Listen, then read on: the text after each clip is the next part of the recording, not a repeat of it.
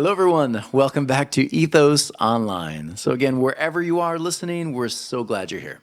And again, our motto is we want to create a space online where you can be, belong, and become the very best version of yourself. And so I oftentimes pull from the teachings of Jesus because I grew up reading the Bible. I grew up with that as my narrative, and my ideas of the world, how it all shifts, moves. It all comes from this idea that there is something bigger than me, and I call that the divine. Some people call that God. Some people call that Vishnu. Whatever that is for you. That's where we head in these discussions, and so I'm so glad you're here with us today. And as always, please consider going to ethos-church.org or tonywerfel.com to find out more and more of what we're doing, videos, blogs, podcasts, all of it's there. And so join us in more of those conversations. So today we're going to look at a really fun conversation that I've had many of you ask, can we discuss this one more time? Because this is something that I think is it's a dynamic one, because as we continue learning more about ourselves, about the world, our understanding of the divine gets bigger and bigger and bigger. Our understanding of who God is, who maybe God isn't, what we've outgrown, what is kind of expanding on the horizon and getting bigger for us, all of those pictures are really exciting to talk about and to kind of see maybe what is working for you now.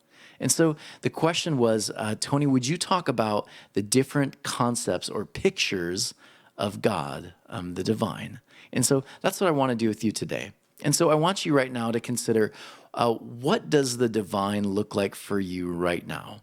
Like if you could picture what that is, I want you to pause this for a moment on that slide and just think about, what is God right now for you? What does God look like? Just take a minute and think about it. So hopefully you paused and you had a minute to think. And so for many people, it's interesting. I think everyone around the world grasps for something. And we're all looking for something to some way of calling God that. We like to label God something, right? Unless, of course, like you move toward atheism, humanism, but then again, God becomes something like science for you. So no matter what it is, God becomes something, right? And so no matter who you are, God takes on different forms, different shapes, different pictures. And so here's a picture of a lot of different versions, right, of the divine that people have, depending on where you are living around the world. For some, it looks like an elephant kind of individual. Some it's Buddha, some it's Vishnu. Whatever it is, people have this idea of what they think God looks like. And I always have to laugh because usually their version of God is going to look a lot like them, right? Same clothes, same values. If they're a Republican, then God is, a gun-toting Republican. If it's, in the Southeast, wherever, it's going to look like you. And that's oftentimes we carry with us different values, pictures, ideas. We carry all of those things with us when we have this discussion. And so again, we're doing our best. We have hints and guesses, and that's all it is. And so understanding that when we attempt to talk about God, when we attempt to talk about the divine, it's all hints and guesses. It's the best we can do. And so for the Hebrews, when you look back at the Old Testament, it's fascinating to me because the ideas of what God looked like, how God interacts with the world, all those kind of pictures, they're all over the place. And typically what we do is we deal in metaphor. It's dangerous when we begin to try to literalize the metaphor. So understand that when you look back at the Old Testament, most of the time they're doing their best to say God is like. It gets weird when you get into the 21st century and we say, no, God is literally a middle-aged white man on an asteroid. That's when it gets weird, right? So looking through different versions of God, different metaphors, you'll find in the Old Testament, Deuteronomy 32:18. I find this one really fascinating. It's the process of birth, right? That's a picture of the divine you don't hear very often. God is the process of birthing. That's heavy, right? The process of becoming, changing, going through something really difficult and popping up on the other side with life, breathing your first breath. Birth, that's a really dynamic picture of God. Is it literal? Well, when you start literalizing it, it gets a little weird, right? Hosea 11:3-4 talks about God as mother, right? The great breasted one, the one that gives and nurtures the baby. And so again, literal, well, maybe not, more metaphorical. Just as much as Psalm 95:7. The divine is pictured as a shepherd leading a flock, right? It gets weird when you say God's a literal shepherd and we're literal sheep, right? We act like sheep sometimes, dumb sheep, but the metaphor there is something deeply profound. The divine leads us, moves us, right? Brings us to places where there's more life abundantly. So you can see even in the Old Testament, they don't agree. But it's not that they're attempting to agree. They're just bringing different pictures with different ideas that are going to help shape the idea of the divine and how we experience God. Interesting, right? So when I think of different pictures of God, I also see like this idea of superhero, right? And the superhero God, I think, really manifests itself most when you look at like Greco-Roman pictures. And I think there's a lot of borrowing. I think it's interesting that like God becomes like a Zeus-like character, right? I mean, oftentimes we'll like make Jesus and Zeus almost like combined. And so angry, second coming Jesus is coming down with like this trumpet, carrying it like a sword, and like Zeus picture. So oftentimes people will talk about God as like this, the Superman, right? Mega human, right? And so we have that picture today that's very, very popularized. Now, another one that you would find in the Old Testament often was this warrior God, this God that was constantly fighting for his people. And I think we can see remnants of that still in our culture when you begin to see, well, we pray to our God for freedom. Our God will fight for us. Our God will take care of us from the evil Muslims, those kind of things. We still see odd remnants of that today. Truth was they were using metaphor, right? Because they were a warring people. They were a tribal people that you literally were fighting for your life. Today in our culture, we're not seeing that as often. You're not every day waking up and wondering which tribe is going to attack you and how you're going to defend yourself. Those things in our country, you're not experiencing as much, but maybe in other countries around the world, that might be your reality. Another piece that I think is fascinating is the one about God, the divine, as a force, an energy. And this is like Star Wars, right? And this is not new. If you look throughout the Bible, you'll find this picture is very abundant too. You'll find God in 1 John is light, right? And again, it's funny to me that people will argue over these. Well, mine's more right than yours. Whereas the authors, they were doing their best. They're giving pictures, descriptions of the divine. And so light, according to 1 John. Psalm 65, the sustainer of life. That's an interesting one. The thing behind behind life, the thing keeping life going. That's a beautiful picture. Matthew 10:29 through 31. This picture of God as like literally knowledge. Anytime knowledge and wisdom break forth and they hold hands and they walk into something that brings life, that's God. Interesting, right? So again, many, many different pictures. And to say one is more right than the other, I think is asinine. It's ridiculous. And so understand, even the authors that we like to point at, they didn't agree, but they weren't seeking agreements. They were seeking to show better and bigger pictures, understanding they all fit together. And so this is where today people will talk in terms of theism, pantheism, and panentheism. And so understanding the differences, I think, is important. First off, theism is kind of won the day. Deism was something that the forefathers kind of believed that like God creates the world, sets it in motion and says, all right, you guys do what you want, right?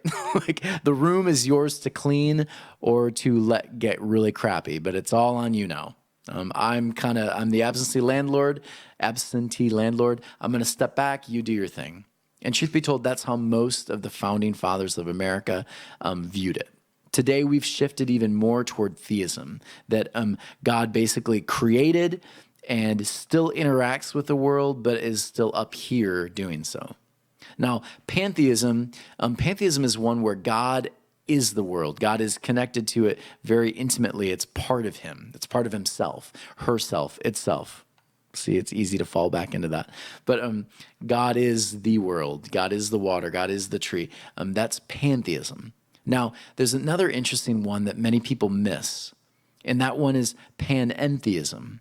And so panentheism says every time you experience the world, every time you experience something, you've experienced what God has done, set in motion, what God is. And so every time you experience interesting, beautiful things in the world, you're experiencing God. God is all, it's a part of everything God is. So God kind of like hugs the world. Interesting. One metaphor I had someone tell me was, it's like a goldfish swimming in the water. And the goldfish isn't aware of the water until the goldfish jumps out of the water, right? So if the goldfish were to say, where is water? They would say, well, you're in it. Like it's all part of the thing. It's all part of the, and so one might say God is like the water to the goldfish. Tons of different metaphors, tons of different perspectives. It's all part of it.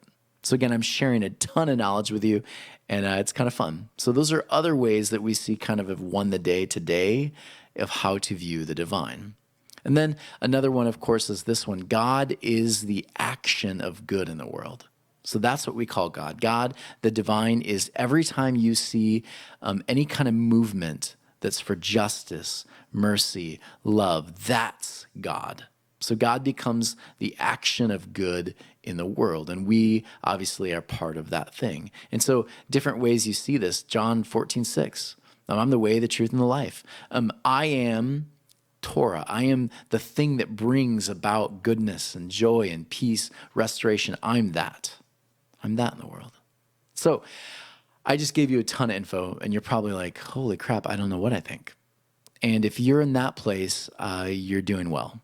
You're actually stepping into what the Hebrews would call the constant movement and flow.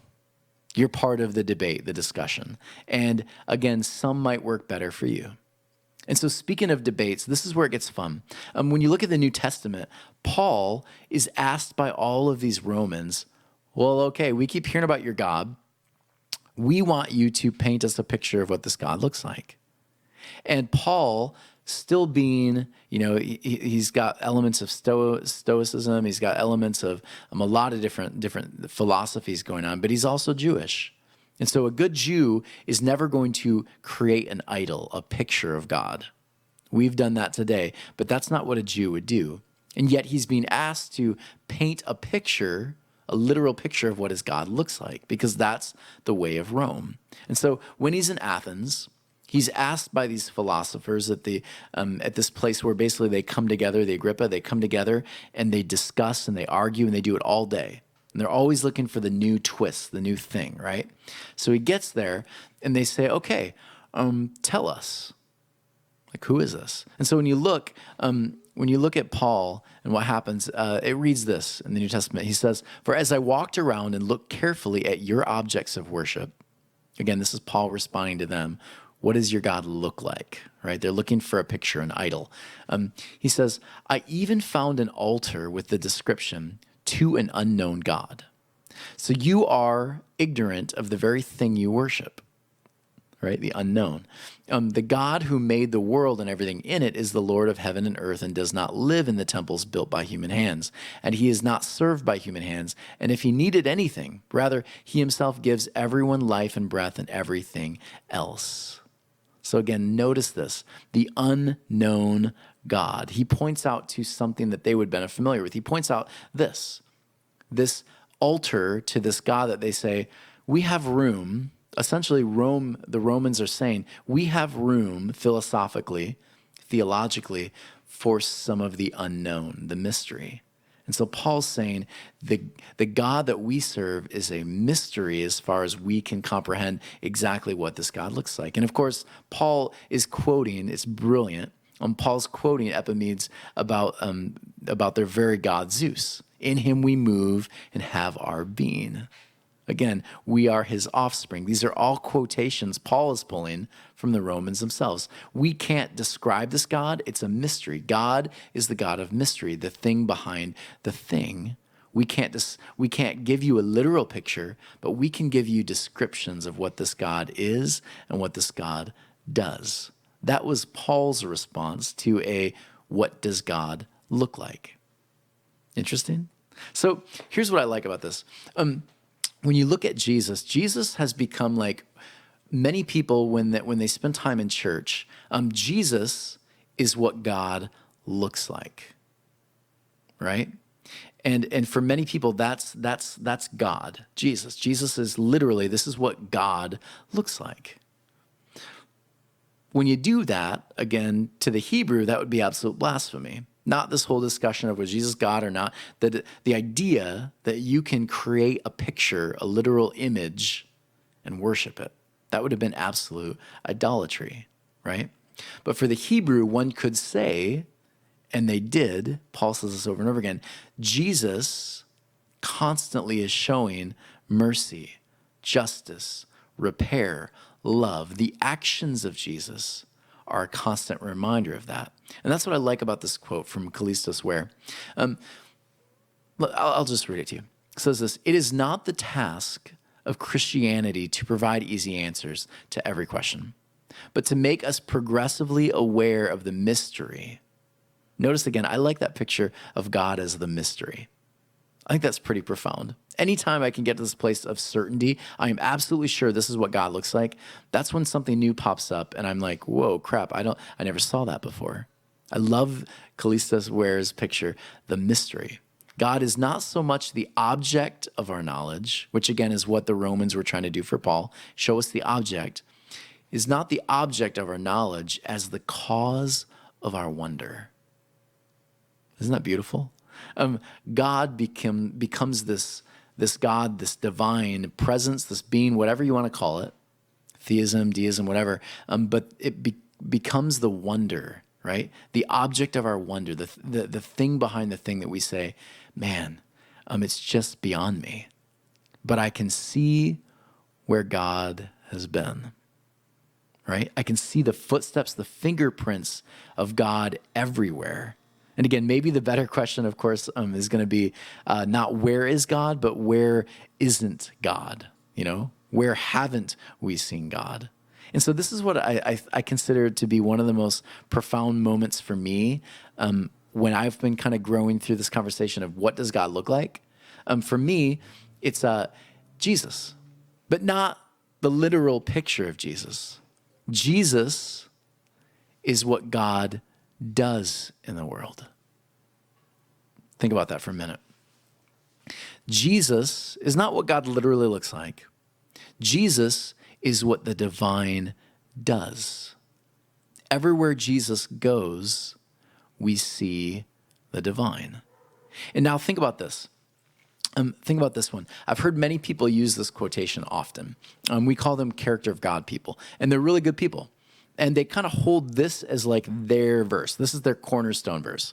And the verse is from John 14:9. And usually they only incorporate this one verse, but there's a lot more to it. But here's the one verse they'll usually kind of revolve around. It says, "Anyone that has seen me has seen the Father." And notice, Father, again, is another metaphor. But anyone who's seen me has seen the Father. And so many people will take that as, well, that's literally God. That's exactly what God looks like. This is. But again, read the whole context of it. Like read the rest of the verses around it, and the thing begins to hum. I'll read it for you right here. John 14:10-12. It says this, "Don't you believe that I am in the Father and that the Father is in me? The words I say to you, I do not speak of on my own authority. Rather," now watch this, "it is the Father living in me who is doing his work. Believe me when I say that I am in the Father and the Father is in me," or at least believe on the evidence of the works themselves. Notice that, the works themselves. "Very truly, I tell you, whoever believes in me will do the works I have been doing, and they will do even greater things than these because I am going to the Father." I hope you caught it, right? Jesus is what God does in the world. And notice this, and you will do it too. You'll do it too. You are where God is too. You are the picture of God too, by your, not literal, but by your actions. Isn't this good? So Luke 17:21, just one more concept here. Remember, Jesus says, the kingdom of heaven, life more abundantly, God, right? Where you find God is not just up in space looking down, not literal white man up on an asteroid. Where you find God, look at this. Many people will say, here it is, there it is. But he says the kingdom of God, the place where God resides, right? The home, where God is, who God is. It is in your midst. Now think about this. The word midst here, the word is entos, and it means inside and all around you, which means this. It's not something that's apart from me. It's a part of who I am. It's the actions I take in the world.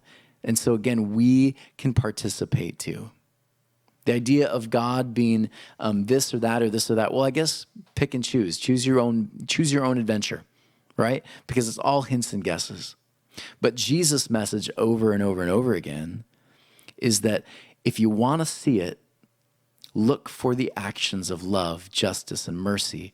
Because seeing it, that's not that interesting. Experiencing it is. Experiencing God is what we're going for. Trying to put God as an idol and this and that, that's less compelling than actually following, experiencing, sharing those things in the world. That's where the beauty, that's where the power is. We participate too. It reminds me, my dad, growing up, he and his friends would always play tennis. And I remembered watching tennis, watching them play, and they were all so excited about playing tennis. And I remember like seeing it. It was almost like a supernatural thing. I didn't know how it worked. I would sometimes go into the garage and kind of bounce the tennis ball around, but I'd never really played. But I always watched Dad play. And he and his friends looked like they were having so much fun. And so the concept of tennis to me was like this thing, this concept, this idea. But here's when it changed. And I think all of us will get this. My dad noticed my interest in tennis. Noticed that I might be good at tennis. And so what he did is every week, he'd take me once or twice to the tennis courts, and he'd just bounce the ball around a little bit with me. He'd start popping the ball over to me with the net, and slowly but surely, I started to play with he and his friends. And before you knew it, I was at the place where I could actually beat most of his friends. I was participating in tennis. I was participating in a thing that was bringing people together. It was something I could experience and enjoy. And I was no longer trying to draw tennis, trying to explain tennis. I was just playing tennis. And I think when we can move to that idea of God, that yeah, choose your own adventure, choose the picture you think that fits. But if we can begin learning to participate too, to begin actually living out and experiencing God, that's where we can make connections. I can talk to a Hindu, a Buddhist, whoever it is. I can talk to an atheist who believes in science, and I can participate and enjoy God there wherever God shows up. That's the beauty of the whole thing. And I think when we get that mentality of I don't have to be right, I don't have to be wrong, but I can be participating with God. That's where life hums. I hope you enjoyed this today. And as always, please consider giving your tithe, your offerings. Please consider giving to ethos-church.org/donate. Give there, again, for tax-deductible receipt. We'll get you that at the end of the year. But again, we want to continue putting this information out there because we think it makes a difference. We think a lot of people are asking these questions. A lot of people are walking with us in it. And so share this video with people who you're having the conversation with. And we hope you enjoyed this today. And as always, please consider Ethos Living Rooms. We're going to meet twice a month, the 1st and the 3rd. And so whether you're in Orange County or you're somewhere else, I will be sharing ideas, getting people talking, and everyone's going to be in different living rooms across the states. And so join us there. And if you want to know where that is, go to our website at Ethos, and we'll share with you exactly where that's going to be. Click subscribe to our newsletter, and we'll let you know times and dates and all of that good stuff. Anyways, everyone, we love you. Continue to be, belong, and become the very best version of yourselves. Take care, and we'll join you next week.